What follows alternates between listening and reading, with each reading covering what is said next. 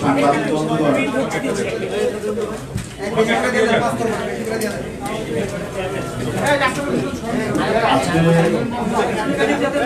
ইসলামী আন্দোলন বাংলাদেশের উদ্যোগে ইসলামী আন্দোলন বাংলাদেশের মোহতারাম আমির হযরত পীর সাহেব চরমনাই আহ্বানে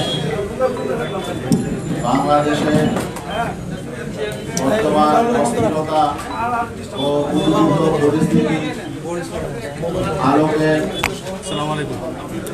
আজকে সংবাদ সম্মেলন আয়োজন করা হয়েছে। আপনারা জানেন, দেশে বর্তমানে ধোলাইপাড়ে বঙ্গবন্ধুর ভাস্কর্যকে স্থাপনকে কেন্দ্র করে একটি উত্তেজনাকর পরিস্থিতি সৃষ্টি হয়েছে এবং সেই ঘটনাকে কেন্দ্র করে আজকে সারা দেশে আমাদের জনগণের মধ্যে যে বিভক্তি তৈরি হয়েছে, আমাদের যে দেশের স্বাধীনতা সার্বভৌমত্ব যে অনিশ্চয়তা তৈরি হয়েছে, এরই আলোকে আজকে ইসলামী আন্দোলন বাংলাদেশ এই বিষয়টির নাজুকতা উপলব্ধি করে ইসলামী আন্দোলন বাংলাদেশের দৃষ্টিভঙ্গি এবং ইসলামী আন্দোলন বাংলাদেশের পক্ষ থেকে সরকারের প্রতি, জনগণের প্রতি, মিডিয়ার প্রতি আহ্বান, কিছু জরুরি নির্দেশনা পেশ করার জন্য আজকের এই সাংবাদিক সম্মেলনের আয়োজন করা হয়েছে। আজকের এই সাংবাদিক সম্মেলনে উপস্থিত রয়েছেন ইসলামী আন্দোলন বাংলাদেশের মোহতারাম আমির হযরত মাওলানা মুফতি সৈয়দ মোহাম্মদ রেজাউল করিম পীর সাহেব হুজুর চরমনাই। উপস্থিত রয়েছেন ইসলামী আন্দোলন বাংলাদেশের সিনিয়র নায়েবে আমির হযরত মাওলানা মুফতি সৈয়দ মোহাম্মদ ফয়জুল করিম। উপস্থিত রয়েছেন ইসলামী আন্দোলন বাংলাদেশের প্রেসিডিয়ামের অন্যতম সদস্য অধ্যক্ষ মাওলানা মুসাদ্দিক বিল্লাল মাদানী। উপস্থিত রয়েছেন ইসলামী আন্দোলন বাংলাদেশের অন্যতম উপদেষ্টা, রাজনৈতিক উপদেষ্টা অধ্যাপক আশরাফ আলী আকন।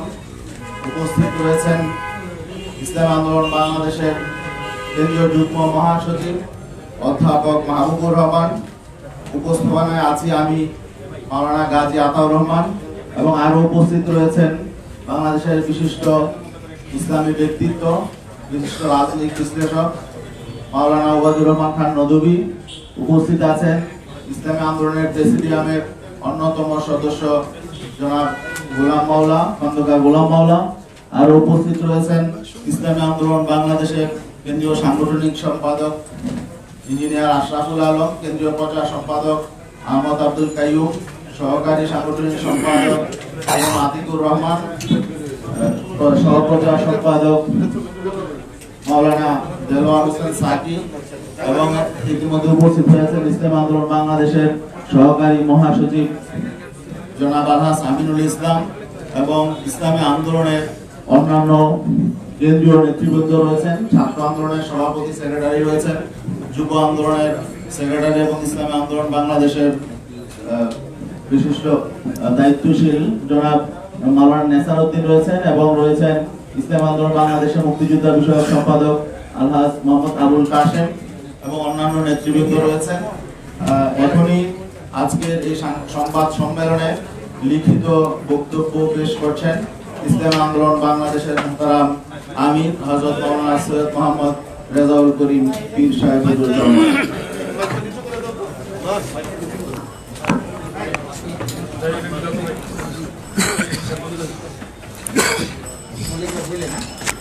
আসসালামু আলাইকুম ওয়া রাহমাতুল্লাহি ওয়া বারাকাতুহু।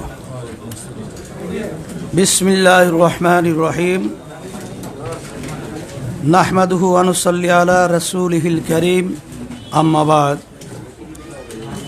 প্রিয় সাংবাদিক বন্ধুগণ, গোটা বিশ্ব যখন করোনা মহামারীর সবলে বিপর্যস্ত, বাংলাদেশ যখন করোনা পরিস্থিতির প্রথম ধাপ অতিক্রম করে দ্বিতীয় ধাপের হুমকি সামলাচ্ছে, দেশের সাধারণ মানুষ যখন রুটি রুজি জোগাড়ে হিমশিম খাচ্ছে, দ্রব্যমূল্য যখন আকাশচুম্বী, যখন নাগরিক সমস্যা মোকাবিলায় দলমতের ঊর্ধ্বে ওঠে, জাতীয় ঐক্যের প্রয়োজন সবচেয়ে বেশি, তখন দেশের একটি চিহ্নিত মহল কর্তৃক জনগণের মাঝে ঘৃণা ও বিভেদ সৃষ্টির অপচেষ্টার প্রেক্ষিতে আজকের এই সংবাদ সম্মেলনে আপনাদেরকে আমন্ত্রণ জানিয়েছি। আজকের সংবাদ সম্মেলনে উপস্থিত হয়ে আন্তরিকতার পরিচয় দেওয়ায় শুরুতেই সবাইকে ধন্যবাদ জানাই। প্রিয় সাংবাদিকবৃন্দ, আপনারা জানেন ইসলাম চরিত্রগতভাবেই শান্তিবাদী একটি ধর্ম। পবিত্র কোরআনে পরিষ্কারভাবেই জোর করে কারো উপরে ধর্ম চাপাতে নিষেধ করা হয়েছে। ফলে ইসলাম তার 1450 বছরের ইতিহাসে কখনোই কোনো জনপদে শক্তি প্রয়োগ করে ইসলামের কোনো বিধান চাপিয়ে দেয় নাই। অনুরূপভাবে বাংলাদেশের সমাজকে অপরাধমুক্ত রাখতে, কর্মমুখী করতে, সমাজের শান্তি শৃঙ্খলা রক্ষা করতে, সমাজের মানুষের মাঝে সম্প্রীতি, সহমর্মিতা ও সৌজন্যবোধ চর্চায় ওলামায়ে কেরাম শান্তিপূর্ণভাবে যুগ যুগ ধরে নিরলস চেষ্টা করে যাচ্ছেন। প্রিয় সাংবাদিক বন্ধুগণ, আপনারা বর্তমান পরিস্থিতি জানেন।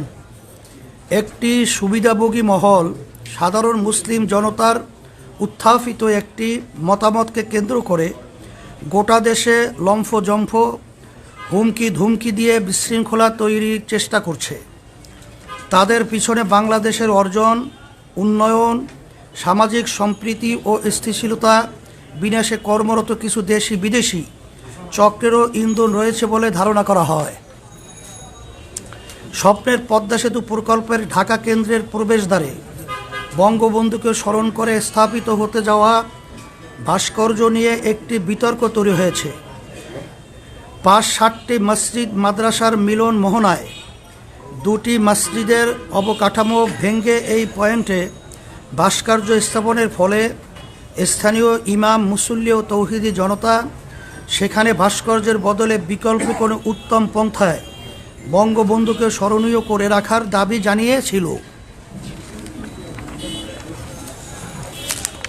সাংবাদিক বন্ধুগণ, আপনারা জানেন বাংলাদেশ সরকারের বিদ্যমান আইন কানুন মেনেই তৌহিদি জনতা সমাবেশ করেছে এবং সেখানে শালীন ভাষাতেই যৌক্তিকভাবে ভাস্কর্য স্থাপনের বিরোধিতা করা হয়েছে। একই সাথে বঙ্গবন্ধুকে সম্মান জানানোর বিকল্প পন্থাও প্রস্তাব করা হয়েছে। বিষয়টি একেবারেই স্বাভাবিক একটি নাগরিক প্রতিক্রিয়া, কিন্তু আমরা বিস্ময়ের সাথে লক্ষ্য করলাম একটি সুবিধাভোগী মহল বিষয়টিকে কেন্দ্র করে দেশে চরম উস্কানি উত্তেজনা তৈরি করছে। সরকার যেখানে প্রতিবাদ সমাবেশের অনুমতি দিয়ে যৌক্তিক আলোচনা ও মতামতের পরিবেশ সংযমের সাথে বজায় রেখেছে, সেখানে জনবিচ্ছিন্ন সুবিধাভোগী শ্রেণীটি ওলামায়ে কেরামকে সন্ত্রাসী ভাষায় গালিগালাজ করছে, ঢালাওভাবে অপবাদ দিচ্ছে, মাহফিলের মতো চিরায়ত ধর্মীয় সংস্কৃতিকে উগ্রপন্থায় প্রতিহত করার ঘোষণা দিচ্ছে, রাজপথে সন্ত্রাসী কায়দায় উগ্র বক্তব্য স্লোগান দিচ্ছে, প্রকাশ্যে আলেম সমাজকে মারধর, অপমান, এমনকি তাদের প্রাণনাশের হুমকি দিচ্ছে। এখনও পরিস্থিতিতে আমরা পরিষ্কার করে জানাচ্ছি যে ওলামায়ে কেরামের দাবির মধ্যে মরহুম বঙ্গবন্ধুর প্রতি কোনো বিদ্বেষ ছিল না, অসম্মানও ছিল না, বরং বিষয়টি ছিল দেশের প্রায় 90% জনগণের বোধ বিশ্বাসের সাথে সাংঘর্ষিক মূর্তি স্থাপন না করে অন্য কোনো পন্থায় তাকে স্মরণ করার দাবি, যা অনেকটা মুসলিম রাষ্ট্রনায়ককে ইসলামের আলোকে দাফন কাফন না করে বিধর্মীয় পন্থায় তার শেষকৃত্য করার মতোই নিন্দনীয় কাজ। আলেম সমাজ ও সাধারণ মুসলিম ধর্মপ্রাণ জনগণ এক্ষেত্রে সরকারের কাছে নিজেদের প্রাণের আকুতি তুলে ধরতেই পারে। মানা না মানা কর্তৃপক্ষের দায়িত্ব। এই যৌক্তিক দাবিকে কেন্দ্র করেই তারা দেশের দীর্ঘদিনের লালিত মূর্তিপ্রীতি ও বিজাতীয় চেতনার বহিঃপ্রকাশ ঘটিয়েছে। বিষয়টিকে বিকৃতভাবে উপস্থাপন করে দেশের সর্বজন শ্রদ্ধেয় ওলামায়ে কেরামকে অপদস্থ করার হাতিয়ার হিসেবে গ্রহণ করেছে। এসব কোনো দেশপ্রেমিক মানুষের কাজ হতে পারে না। প্রিয় সাংবাদিক বন্ধুগণ, বাংলাদেশ স্বাধীন হয়েছে আজ 50 বছর হতে চলছে। ঐক্যবদ্ধ এই জাতি মাত্র 9 মাসে দেশটাকে স্বাধীন করেছে। এখানকার মানুষের ভাষা, সংস্কৃতি, ধর্ম প্রায় এক। এমন ঐক্যবদ্ধতা যে কোনো জাতির জন্যই গর্বের।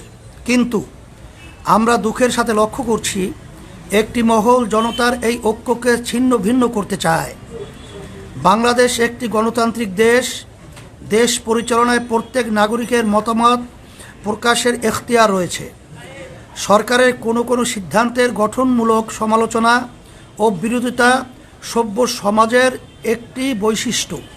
কিন্তু বর্তমান ক্ষমতাসীন সরকারের কোনো কাজের সংশোধনমূলক পরামর্শ প্রদান, গঠনমূলক সমালোচনা বা বিরোধিতা করলেই চিহ্নিত মহলটি পাকিস্তানপন্থী, রাজাকার, আলবদর, সাম্প্রদায়িক, মৌলবাদী ইত্যাদি বলে ভিন্নমত পোষণকারীদের প্রতি হামলে পড়ে। এতে করে জনগণের মধ্যে ক্ষোভ ও বিভাজন তৈরি হয়। আমরা মনে করি বিষয়টি জাতীয় উন্নয়ন অগ্রগতির পথে অপ্রধান অন্তরায়। প্রসঙ্গত স্মরণ করিয়ে দিতে চাই, ইসলামী আন্দোলন বাংলাদেশের প্রতিষ্ঠাতা ও তার পরিবার 71 সালে একনিষ্ঠভাবে মুক্তি সংগ্রামের সহযোগী ছিলেন। তার দরবার ছিল এলাকার সকল ধর্মবর্ণের মানুষের আশ্রয়স্থল। বিষয়টি এলাকার মুক্তিযোদ্ধাদের মাঝে সর্বজন বিদিত। যারা এই বিষয়ে বিতর্ক করছে তারা মিথ্যার আশ্রয় নিয়ে মুক্তিযুদ্ধের চেতনাকে তামাশায় পরিণত করছে। আমরা এর তীব্র প্রতিবাদ ও নিন্দা জানাই। প্রিয় সাংবাদিক বন্ধুগণ, ওলামায়ে কেরাম কোরআন হাদিসের আলোকে তাদের মতামত জানান মাত্র তারা কখনোই কাউকে আইন হাতে তুলে নিতে বলেন না। একই ধারাবাহিকতায় ধোলাইপাড়ের মূর্তি নিয়ে তারা তাদের অবস্থান জানিয়েছেন। এর সাথে দেশের অন্য মূর্তি ভাঙ্গার কোনো সম্পর্ক নেই। বিচ্ছিন্ন কোনো ঘটনার সাথে ওলামায়ে কেরামের মতামতকে উদ্দেশ্যমূলকভাবে সম্পৃক্ত করা উলামা ও ইসলাম বিদ্বেষের নগ্ন বহিঃপ্রকাশ মাত্র। প্রিয় সাংবাদিক বন্ধুগণ, এখানে আরেকটি বিষয় উল্লেখযোগ্য। মরহুম শেখ মুজিবুর রহমানের শাসনামলে যারা তার বেশি বিরোধিতা করেছে, বঙ্গবন্ধুর চামড়া খুলে নেয়ার হুমকি দিয়েছে, বঙ্গবন্ধু হত্যার ক্ষেত্র তৈরি করেছে, মৃত্যুর পরে আনন্দ উল্লাস করেছে, তারাই আজ বঙ্গবন্ধুর সম্মান রক্ষার নামে অপসংস্কৃতি প্রসারের সবচেয়ে এগিয়ে। অবস্থার দৃষ্টি মনে হয় এরা বঙ্গবন্ধুর কন্যা ও মূল আওয়ামী লীগের চেয়েও বেশি মুজিব ভক্ত হয়ে গেছে।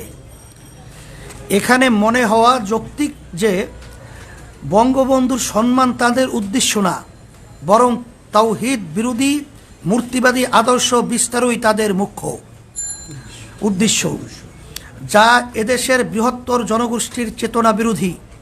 তাছাড়া সরকারের উন্নয়ন বাধাগ্রস্ত করার এবং দেশের সামগ্রিক সম্প্রীতি ও শান্তি শৃঙ্খলা বিনষ্ট করাও তাদের দূরবর্তী লক্ষ্য। প্রিয় সাংবাদিক বন্ধুগণ, ভাস্কর্য মূর্তি ইস্যুতে চরম উস্কানির মুখেও দেশের শান্তি ও স্থিতিশীলতা বজায় রাখার স্বার্থে ইসলামী আন্দোলন বাংলাদেশ সীমাহীন ধৈর্যের পরিচয় দিয়ে এসেছে। কিন্তু এরই মাঝে গতকাল মুক্তিযুদ্ধ মঞ্চ নামের একটি ভুইফোর সংগঠন ইসলামী আন্দোলন বাংলাদেশের সিনিয়র নায়েবে আমির মুফতি সৈয়দ মোহাম্মদ ফয়জুল করিমের নামে একটি জঘন্য মিথ্যা মামলা দায়ের করেছে। সঙ্গে আরও 2 জন বিশিষ্ট আলেম আল্লামা জুনায়েদ বাবুনগরী ও মাওলানা মামুনুল হকের নামেও মিথ্যা মামলা দায়ের করা হয়েছে। আমরা বিষয়টিকে রাজনৈতিক ইস্যু মনে করিনি, যে কারণে ধৈর্যের সাথে পরিস্থিতি পর্যবেক্ষণ করেছি মাত্র। আমরা আমাদের দলীয় ব্যানারে বা কোনো সহযোগী সংগঠনের ব্যানারে কোনো কর্মসূচিও দেইনি। উগ্রবাদী শক্তি ও তাদের উচ্ছৃঙ্খল সহযোগীরা আমাদের নীরবতাকে দুর্বলতা ভেবেছে। আমি সরকারকে এসব অন্যায় সীমালঙ্ঘনকারীদের নিবৃত করার অনুরোধ জানাই ও ক্ষমতাধীন সরকার এবং তাদের সুবিধাভোগী উগ্র সমর্থকদের সতর্ক করে বলতে চাই, এদেশের ধর্মপ্রাণ সাধারণ মুসলমানরা আজ ঐক্যবদ্ধ। শান্তিপ্রিয় ধর্মপ্রাণ মানুষের ধৈর্যেরও একটা সীমা আছে। আমরা অনেক অপমান সহ্য করেছি। সরকারি ও উস্কানিমূলক কর্মকাণ্ড বন্ধ করতে ব্যর্থ হয়, তাহলে সাধারণ দেশপ্রেমিক জনতা ও ধর্মপ্রাণ মানুষ তাদের বিরুদ্ধে প্রতিরোধ গড়ে তুলতে বাধ্য হবে। প্রিয় সাংবাদিক বন্ধুগণ, মূর্তি বা ভাস্কর্য নিয়ে বিরাজমান পরিস্থিতিকে আমরা দেশ বিরোধী অপশক্তির চক্রান্ত আকারে দেখছি। আমরা মনে করছি ওরা বাংলাদেশের মানুষের ঐক্য বিনষ্ট করে ভিনদেশি এজেন্ডা বাস্তবায়ন করতে চায়, সামাজিক ও ধর্মীয় অস্থিতিশীলতা তৈরি করতে চায়। এ বিষয়টিতে সরকারের অবস্থান নিয়েও আমরা হতাশ। সাধারণ মানুষের নিয়মতান্ত্রিক একটি দাবিকে কেন্দ্র করে যখন কুচক্রী মহল দেশে ওলামাদের বিরুদ্ধে উগ্রতা ছড়াচ্ছে, তখন তারা তা দমন না করে আরও উৎসাহ দিচ্ছে। আমরা মনে করি তাদের এই ভূমিকা বরং বন্ধুকে ছোট করছে, তার সম্মানকে মানুষের চেতনার সাথে সাংঘর্ষিক অবস্থানে ঠেলে দিয়েছে, অথচ এর কোনো দরকার ছিল না। জনগণ মনে করছে সরকার তাদের ব্যর্থতা, দুর্নীতি এবং অনিয়ম আড়াল করতেই এই অপকৌশলের আশ্রয় নিয়েছে। পরিশেষে আজকের সংবাদ সম্মেলন থেকে আমরা ইসলামী আন্দোলন বাংলাদেশের সিনিয়র নায়েবে আমির, দেশের বিশিষ্ট রাজনৈতিক ও ধর্মীয় ব্যক্তিত্ব মুফতি সৈয়দ মোহাম্মদ ফয়জুল করিম, আল্লামা জুনায়েদ বাবুনগরী এবং মাওলানা মামুনুল হক এর মিথ্যা মামলা প্রত্যাহারের দাবি জানাচ্ছি। পাশাপাশি যারা দেশের ওলামা সমাজকে এবং সম্মানিত ধর্মীয় ব্যক্তিদেরকে অশালীন ভাষায় গালিগালাজ করে, কটূক্তি করে, ব্যঙ্গ কার্টুন প্রকাশ করে, অপমান অপদস্থ করে প্রাণনাশের হুমকি দেয়, সংঘাত মারামারি ও মল্লযুদ্ধের আহ্বান জানায়, তাদের বিচারের আওতায় এনে শাস্তির দাবি করছি। আমরা আশা করছি সরকার আমাদের যৌক্তিক দাবি মেনে নিয়ে দেশকে অস্থিতিশীল পরিস্থিতির হাত থেকে রক্ষা করার উদ্যোগ গ্রহণ করবে। আর সরকার যদি ষড়যন্ত্রকারীদের নিয়ন্ত্রণে ব্যর্থ হয়, তাহলে ইসলামী আন্দোলন বাংলাদেশ নিজেদের নিরাপত্তা, মর্যাদা, মত প্রকাশের স্বাধীনতা ও নাগরিক অধিকার রক্ষার প্রয়োজনেই দেশের জনগণকে সঙ্গে নিয়ে বৃহত্তর কর্মসূচি দিতে বাধ্য হবে। আবারও সবাইকে আন্তরিক ধন্যবাদ জানিয়ে শেষ করছি। আল্লাহ হাফেজ। সবাইকে ধন্যবাদ। প্রিয় সাংবাদিক বন্ধুগণ, এই লিখিত মোহতারাম আমিরের লিখিত বক্তব্যের আলোকে যদি আপনাদের কোনো প্রশ্ন থাকে তাহলে প্রশ্নগুলো দয়া করে উপস্থাপন করতে পারেন। আমার নাম নোমান, আমি বলছি কারণে বলে গেছি। আমার প্রশ্ন হলো ভাই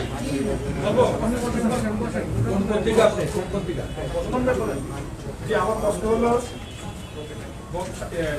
স্বাধীনতাজনক বঙ্গবন্ধু শেখ মুজিবুর রহমান সাহেব আমাদের সংবিধানের অবিচ্ছেদ্য অংশ বলে সরকার দাবি করছেন এবং মনে করছেন। আর ভাস্কর্য বিরোধী আন্দোলন যে আপনার প্রতিবাদ করার চেষ্টা করছেন, সেটা সংবিধানের স্পষ্ট লঙ্ঘন বলে সরকার দাবি করছে। এই বিষয়ে আপনাদের বক্তব্য কি? এটা আমরা ইসলামী আন্দোলন বাংলাদেশ পরিষ্কারভাবে আমরা আজকে আমাদের লিখিত বক্তব্যে কথাটা পরিষ্কারভাবেই আসছে। তারপরেও যেহেতু আপনি প্রশ্ন করছেন, ইসলামী আন্দোলন বাংলাদেশ আমরা ইসলাম নীতি আদর্শ লালন করি। ভাস্কর্য এবং মূর্তির ব্যাপারে ইসলাম কি সমাধান দিয়েছে, শরিয়াত, কোরআন এবং হাদিস কি সমাধান দিয়েছে, বাংলাদেশের সকল উল্লেখযোগ্য হক্কানি ওলামাই কেরাম একত্রিত হয়ে ইসলামের যে এ ব্যাপারে যে সিদ্ধান্তগুলো তাদের মতামত প্রকাশ করেছে, এটা যদি সংবিধানের সাথে সাংঘর্ষিক আমি মনে করি না। কারণ বাংলাদেশ সরকার তার নির্বাচনের আগে তার নির্বাচনী ইশতেহারে প্রকাশ করেছেন যে সরকার যদি গঠন করতে পারে, তারা যদি বিজয় লাভ করে, তারা ইসলাম বিরোধী, শরিয়া বিরোধী কোনো আইন পাশ করবে না। বিধায় তার কথাকেই আমরা সমর্থন হিসাবেই ইসলামের নীতি আদর্শ ভাস্কর্য মূর্তি এটার ব্যাপারে কি সিদ্ধান্ত এটাই আমরা আমাদের ইসলামী দৃষ্টিতে আমাদের মতামত প্রকাশ করেছি। বিষয়টা হচ্ছে কুষ্টিয়াতে মূর্তি ভাঙা হয়েছে। আমি আমির সময় টিভি থেকে বলছি। কুষ্টিয়াতে যে মূর্তি ভাঙা হয়েছে এই বিষয়ে আপনাদের সমর্থন আছে কি নাই? এ ব্যাপারে আমরা পরিষ্কারভাবে আজকে আমাদের লিখিত বক্তব্যে আমরা কথাটা উল্লেখ করেছি যে আমরা শুধুমাত্র ইসলামের দৃষ্টিতে ভাস্কর্য মূর্তির ব্যাপারটা পরিষ্কারভাবে আমরা ইসলামের দৃষ্টিতে মতামত প্রকাশ করেছি, কিন্তু মূর্তি ভাঙ্গা বা কাউকে উস্কিয়ে দেওয়া বা মূর্তি ভাঙ্গার ব্যাপারে কোনো মতামত আমরা প্রকাশ কোনো ওলামায়ে কেরাম করেন নাই, আমরাও করি নাই এবং আইন শৃঙ্খলা আমরা হাতেও তুলে নিইনি। একটা ব্যাপার জানতে চাই, এই মূর্তি ভাঙাটা আপনার কাছে কি মনে হয় এটা কি ঠিক হয়েছে নাকি ঠিক হয়নি? মূর্তি ভাঙ্গার ব্যাপারে আমরা পরিষ্কারভাবে আজকেও বলেছি, যদি এ ধরনের কেউ উদ্দেশ্য প্রণোদিতভাবে এ ধরনের আচরণ করে থাকে এটা সম্পূর্ণ নিয়ম বহির্ভূত এবং এটা উদ্দেশ্য প্রণোদিত, এবং সাথে সাথে সরকারকে বলবো যে এটা সঠিক তদন্তের মাধ্যমে যে আসলে মূলত আমরা বিষয়টাকে যে বিভিন্ন কায়দায় যে সিসি ক্যামেরা রয়েছে তার যে ধরনটা আমরা লক্ষ্য করছি এটা আমাদের কাছে প্রশ্নবিদ্ধ। এটা সঠিক ভাবে তারা তদন্তের মাধ্যমে দোষীদের ব্যাপারে তারা ব্যবস্থা নেবে, এটা আমরাও সমর্থন করি। আমার নাম হচ্ছে মোস্তফা মল্লিক, আমি চ্যানেলের বিশেষ প্রতিনিধি। আপনি একটা জায়গায় বলেছেন যে চক্রান্ত আকারে আপনারা দেখছেন এবং এটা বলছেন যে তারা ভিন দেশে এজেন্ডা বাস্তবায়ন করতে চায়। আপনার এই তৃতীয় পক্ষ শক্তিটাকে কাকে বোঝাচ্ছেন? এটা আপনারা তালাশ করে বের করে নেবেন। তবে আমরা আজকে তাদের যে লক্ষ্য উদ্দেশ্য, তারা অনেক সময় সরকারের কার্যক্রমকেও তারা সমালোচনা করে। এটা কোনো গোষ্ঠীকে, যেমন নাকি আমরা এখানে ওবায়দুল কাদের সহ, ওবায়দুল কাদের আমাদের বর্তমানে আওয়ামী লীগের সেক্রেটারি জেনারেল, সে বিভিন্ন এই ধরনের সংগঠন যারা নাকি উস্কানিমূলক এবং বিশৃঙ্খলা সৃষ্টির জন্যে তারা কার্যক্রম পরিচালনা করছে, ভুইফুর হিসাবে তাদেরকে আখ্যা দিয়েছে। আমরা আমাদের বক্তব্য সেই ধরনের কথাটাই আমরা আজকে উল্লেখ করেছি। আপনাদের যে বৃহত্তর কর্মসূচির কথা বললেন, বৃহত্তর কর্মসূচি কি ধরনের কর্মসূচি আপনারা দিতে যাচ্ছেন? সেটা সময়ের ব্যবধানে অবস্থার পরিপ্রেক্ষিতে আমরা সেভাবে পরামর্শ ভিত্তিক আপনাদেরকে জানাবো ইনশাআল্লাহ। আসলে এখানে একটা কথা স্পষ্ট করতে হয়, একটা হলো বঙ্গবন্ধু তার প্রতিকৃতি ভাস্কর্যকে না মানা, দুইটা জিনিস এক না। যেমন বাবা অসুস্থ, ডায়াবেটিস রোগী, দুই ছেলে, বাবা মিষ্টিকে পছন্দ করে, এক ছেলে তার কাছে মিষ্টি নিয়ে যায়, আর এক ছেলে তার থেকে জোর করে মিষ্টি ছিনিয়ে নিয়ে যায়। উভয় দৃষ্টিতে দেখা যায় একজন তার প্রিয় আর একজন তার অপ্রিয়, কিন্তু যে জ্ঞানী সে অবশ্যই মনে করবে যে যেই ছেলে বাবার ডায়াবেটিস রোগীর থেকে মিষ্টি ছিনিয়ে নিয়ে যায় সেই তার উপকারী এবং প্রিয় সবচেয়ে বেশি। আমরা মনে করি বঙ্গবন্ধু শেখ মুজিবুর রহমান একজন মুসলমান, তার মাথায় টুপি, তার বাবার মাথায় টুপি, তার বাবার দাড়ি বড় বড় দাড়ি। যারা আজকে বঙ্গবন্ধু সেই টুপিকে কোনো কুকুরের মাথায় দেয় তারা বঙ্গবন্ধু শ্রদ্ধা করে না। আজকে তার দাদার দাড়িকে, বাবার দাড়িকে যারা অশ্রদ্ধা করে তারা বঙ্গবন্ধু শ্রদ্ধা করে না। আর মনে রাখতে হবে বঙ্গবন্ধু দেশ এদেশ ছিল না, এরা ছিল অনেক দূরের। এদেশে আসছে কেন, ইরাক থেকে কেন আসছে, তাদের ইতিহাস জানতে হবে। বঙ্গবন্ধুর পরিবার ইরাকের বিদেশি, অনেক আগে এখানে আসছে ধর্মপ্রচার করার জন্য। তারা জাতিগতভাবে ধার্মিক, তার বাবা ধার্মিক, তার দাদা ধার্মিক, তার সমস্ত গোষ্ঠী ধার্মিক। খোদ বঙ্গবন্ধু কে বলেছেন, এদেশের ডাকাতরা চোরেরা সব কিছু নিয়ে গেছে, কিন্তু ইমানদার লোক আমরা বেঁচে আসি, ইমানের সাথে তাদের মোকাবেলা হবে। এটা বঙ্গবন্ধু নিজের বক্তব্য। তিনি কি বলেছেন, ইনশাআল্লাহ আমি বিজয় হব। কাজী যারা বঙ্গবন্ধুকে নাস্তিক বানাবার চক্রান্ত করতেছে, যারা বঙ্গবন্ধুর চামড়া দিয়ে ঢুকঢুকি এবং জুতা বানাবার বক্তব্য দিয়েছে, আজকে আমরা দেখছি তারাই আজকে এই মুক্তিযোদ্ধা মঞ্চ হিসাবে, তার আপন হিসাবে তারা স্বীকৃতি পাইতেছে। আমি মনে করি এটা ভিন দেশীয় এক এজেন্ডা বাস্তবায়ন করতে চায়। যারা এই দেশ দখল করার ওখান থেকে হুমকি দেয় তারই এজেন্ডা বাস্তবায়ন করতে চায় এরা হয়তো। আপনাদের বিরুদ্ধে সবচেয়ে বড় অভিযোগ যে আপনারা এতদিন এই ভাস্কর্য মূর্তি নিয়ে কোনো ধরনের কথা বলেন, কে বলছে? আপনারা শুরু করেছেন এবং একটি আপনাদের কর্ণকুহুরে যায় নাই বা গেলেও আপনারা চুপ ছিলেন। আমরা থেমিস মূর্তির বিরুদ্ধে আন্দোলন করেছি। আমরা ময়মনসিংহের উলঙ্গ, আপনি দেখেন ময়মনসিংহে যেই মূর্তি স্থাপন করা হয়েছে টিচার ট্রেনিং ইনস্টিটিউটের সামনে, কোনো ভদ্র, কোনো জ্ঞানী, কোনো বিবেকবান মানুষ এই মূর্তিকে গ্রহণ করতে পারে না, মানতে পারে না। কিন্তু বিবেকবান মানুষ আজকে সেটা প্রতিবাদ করে না। আমি মনে করি বঙ্গবন্ধু একজন মুসলমান, আমরা তাকে মহাব্বত করি, আমরা তাকে ভালোবাসি, তার কবরে আযাব না হোক এই চেষ্টা আমরা করি। শুধু জিয়াউর রহমান কেন, আমার বাবার মূর্তিকে আমি পছন্দ করি না, আমার দাদার মূর্তিকে আমি পছন্দ করি না। জনাবে মুহাম্মদ রাসূলুল্লাহ সাল্লাল্লাহু আলাইহি ওয়াসাল্লামকে সবচেয়ে মুসলমান বেশি মহাব্বত করে, জীবনের চেয়ে বেশি মহাব্বত করে। কিন্তু কই, সে দুনিয়া থেকে বিদায় হওয়ার পরে তার মূর্তি স্থাপন কেন করা হয় নাই?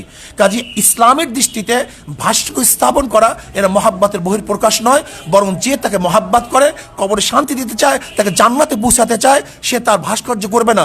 যেমন বর্তমান আমাদের মাননীয় প্রাইম মিনিস্টার, তাকে যারা মহাব্বত করে, আমি মনে করি সেও দুনিয়া থেকে বিদায় হওয়ার পরে তার ভাস্কর্য করাটা তার জন্য মহাব্বতে বহিঃপ্রকাশ হবে না, বরং তাকে ঘৃণা প্রকাশ করাই এইটি হবে তার আসল বহিঃপ্রকাশ। রাজনীতি কোনো উদ্দেশ্য আছে কিনা? প্রশ্নই আসে না, প্রশ্নই আসে না। এই বিষয়ে একটা ছোট্ট প্রশ্ন, আমি আরাফাত সিদ্দিকী এটি নিউজে কাজ করি। আপনারা বলছেন যে আপনারা সরকারের কাছে আপনাদের বক্তব্য, মুসলমানদের বক্তব্যটা তুলে ধরেছেন, তাদের দাবিটা তুলে ধরেছেন। সেই দাবিটা তুলে ধরতে তো প্রধানমন্ত্রীর কাছে আপনারা সরাসরি যেতে পারতেন। আমাদের দেশের প্রক্রিয়া এইভাবে, আমাদের দেশের প্রক্রিয়া দাবি, সরকারের কাছে দাবি জানাবার প্রক্রিয়া হলো জনসাধারণকে সামনে নিয়ে তাদের বক্তব্য উপস্থাপন করা। এইটি আমাদের দেশের প্রক্রিয়া, গণতান্ত্রিক রাষ্ট্রের পদ্ধতি প্রক্রিয়া এইভাবেই হয় দাবি জানাবার। আমি নিশাত হাসান নিউজ 24 কাজ করি। যে সংগঠনগুলোর কথা বলছেন বা যারা আপনাদের কাছে মামলা করেছেন, তাদের দাবি হচ্ছে যে ভাস্কর্য এবং মূর্তি এক নয়, এবং গেল কয়েকদিন ধরে এই ধরনের বক্তব্য আমরা গণমাধ্যমে পাচ্ছি। তো আসলে আপনাদের কাছে একটু ব্যাখ্যা দেন। আমি একটুখানি এটার সাথে একটু যুক্ত করতে চাই যে সরকার, মানে যাদের পক্ষ থেকে মামলাগুলো করা হয়েছে কিংবা যারা এই যে আপনাদের বিরোধিতা করছে, তারা বলার চেষ্টা করছে যে শুধুমাত্র বাংলাদেশেই না, পৃথিবীর বিভিন্ন ইসলামী দেশেও নানান ধরনের ভাস্কর্য তৈরি হয়েছে এবং সেগুলো তাদের ঐতিহ্যকে লালন করছে। সুতরাং ভাস্কর্য এবং মূর্তি এক নয়, এবং ভাস্কর্য আসলে শরীয়ত বিরোধী নয়, এবং যারা ভাস্কর্য বিরোধিতা করছে তারা ধর্মের অবমাননা দিচ্ছে। আপনাদের যুক্তিটা ব্যাস, আলহামদুলিল্লাহ, কত সহজ। যদি তারা ভাস্কর্য স্থাপন করে মূর্তি স্থাপন করবে না, যদি এটা সরকারের আন্তরিকতা হয়, তাহলে এখন প্রমাণ করা দরকার ভাস্কর্য মূর্তি এক কি এক না। যদি এক না হয় তাহলে দ্বিতীয় প্রশ্ন আসবে, আর যদি এক হয় তাহলে তারা ফিরে আসবে। আমি প্রশ্ন করতে চাই, যারা মূর্তি স্থাপন করে তাদেরকে কি বলা হয়? ভাস্কর বলা হয়। আর যারা ভাস্কর্য স্থাপন করে তাদেরকে বলা হয়, তাদের ভাস্কর বলা হয়। সহজ কথা। মূর্তি স্থাপন, মূর্তি যে বানায় তাকেও ভাস্কর বলা হয়, যে ভাস্কর বানায় তাকেও ভাস্কর বলা হয়। গতকালকেও যে বঙ্গবন্ধুর যে কুষ্টিয়ায় মূর্তি ভাঙা হয়েছে, বা আপনারা যেটা বলেন ভাস্কর্য ভাঙা হয়েছে, কলকাতার অনলাইন পত্রিকায় নিউজ হয়েছে যে বাংলাদেশে বঙ্গবন্ধুর মূর্তি ভাঙায় নিয়ে উত্তেজনা তৈরি হয়েছে। এবং কলকাতা আনন্দবাজার পত্রিকা সহ অনেক পত্রিকার আমাদের কাছে রেফারেন্স আছে যে সেখানে মহাত্মা গান্ধীর যে ভাস্কর্য এটাকে মূর্তি বলা হয়েছে, এবং লেনিনের যে ভাস্কর্য এটাকে মূর্তি বলা হয়েছে, বিবিসিতে বলা হয়েছে। লেনিনের 100 বছর পূর্তিতে আনন্দবাজার সেটা সম্পাদকীয় করেছে, তাই না? এবং সেই যে বিভিন্ন জাদুঘরে প্রিয়াঙ্কা চোপড়া এবং এই যে শ্রীদেবী, তাদের মূর্তি স্থাপন করা হয়েছে, এটাকে মূর্তি বলা হয়েছে। তো পূজা করে না কেউ, তো ভাস্কর্য। শোন, স্পষ্ট ইসলামের দৃষ্টিতে আমি পরিষ্কারভাবে বলতে চাই, একটা হলো ভাস্কর্য বা মূর্তি স্থাপন করা, আর সেটাকে পূজা করা। যদি কেউ মূর্তিকে পূজা করে সেটা শিরক হবে, আর স্থাপন করে হারাম হবে, নাজায়েজ হবে। যেমন কেউ যদি মদ পান করে হারাম হবে, কেউ যদি জায়েজ মনে করে বেঈমান হবে, কুফুর হবে। কেউ নামাজ না পড়লে ফাসেক হবে, কেউ অস্বীকার করলে কাফের হবে। ঠিক কেউ মূর্তি স্থাপন করলে এটা হারাম হবে, নাজায়েজ হবে। কেউ সেখানে সেজদা করলে, তার কাছে আরাধনা করলে সেটা শিরক হবে। একই জিনিস।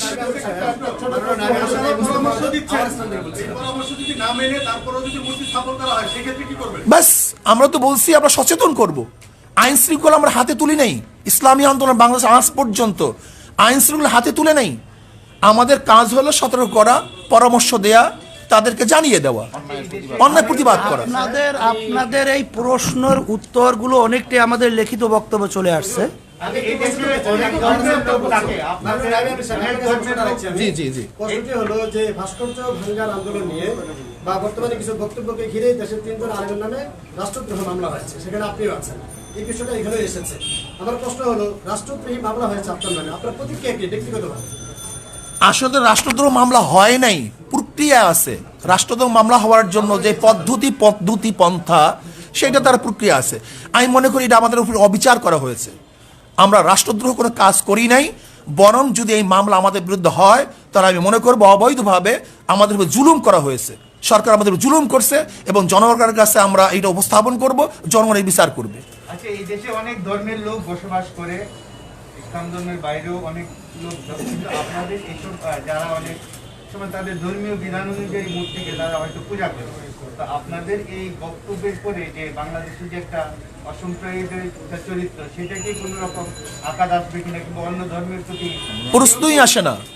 আমাদের আজকে বক্তব্য আপনি শুনছেন, ইসলামের নীতি আদর্শ এবং দৃষ্টি, এটা আমরা পরিষ্কার বলছি। কোনো ধর্মের উপরে, তাদের কার্যক্রমের উপরে ইসলাম কোনো জিনিস চাপিয়ে দিয়ে বাধ্য করা হয় নাই, এটা পরিষ্কার আমাদের আজকে বক্তব্য লেখা আছে। শ্রদ্ধাভাজন আমার সাংবাদিক বন্ধুগণ, যদি ইসলাম মূর্তি ভাঙ্গার আদর্শ লালন করত, বিজাতীয়দের মূর্তি যারা পূজা করে লালন করত, তাহলে পাক উপমহাদেশে 800, 750 বা 900 বছর পর্যন্ত মুসলমান শাসক হওয়া সত্ত্বেও এদেশে মূর্তি থাকে কিভাবে?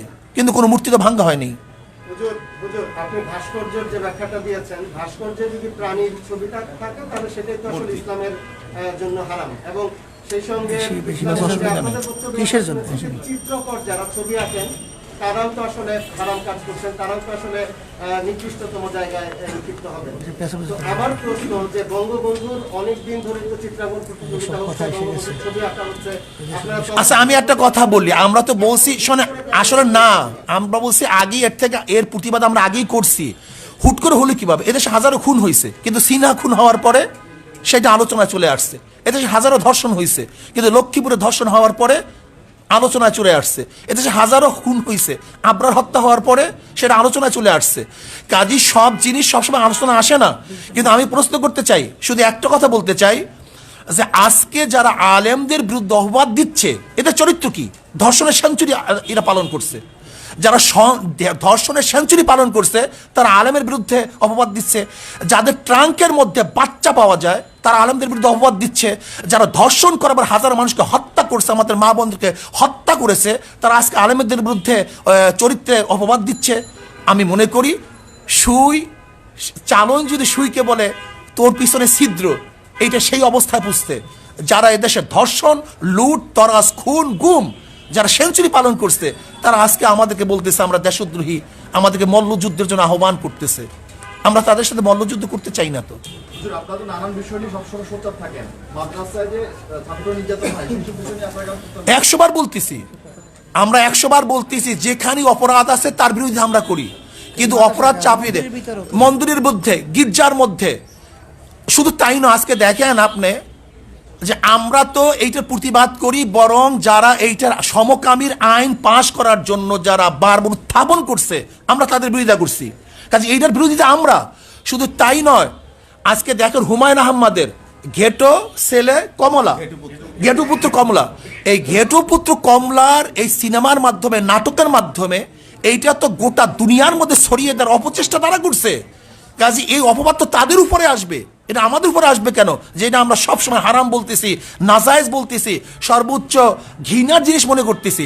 কাজে আমি মনে করি দেশ যেহেতু নষ্ট হয়ে গেছে, দেশ যেহেতু ধ্বংস হয়ে গেছে, কাজে এর কিছু আচরণ সব জায়গায় লাগতে পারে, এটা বিচ্ছিন্ন ঘটনা, কিন্তু তার উপরে জাতির কোনো অবাধ। আল্লাহ পাক আমাদের সবাইকে কবুল করে না।